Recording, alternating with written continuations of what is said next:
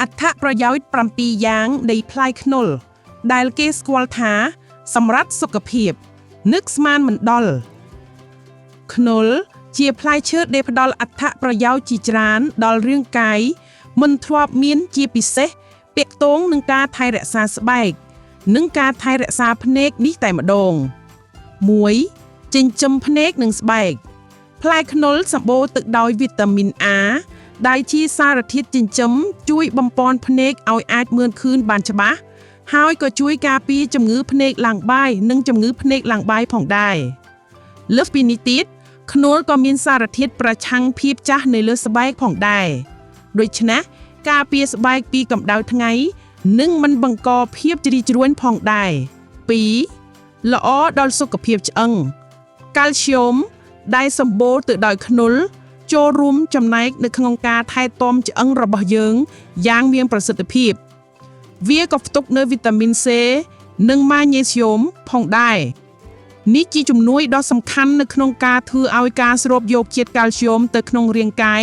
កាន់តែងាយស្រួលកាន់តែស្រួលទៅទៀត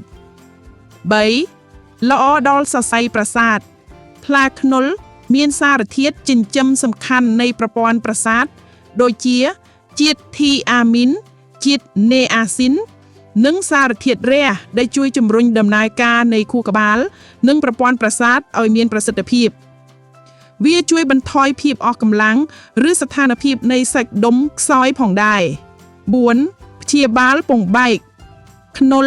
ជាផ្លែឈើដែលមានលក្ខណៈប្រឆាំងនឹងការរលាករួមទាំងមេរោគថៈបាក់តេរីនិងអង់ធីវីរុសសំខាន់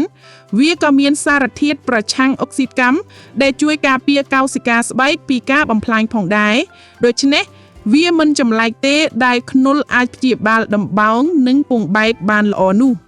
5. បន្ថយសម្ពាធឈាមព្រោះខ្នុរមានប៉ូតាស្យូមខ្ពស់ដូច្នេះអាចកាត់បន្ថយសម្ពាធឈាមបាន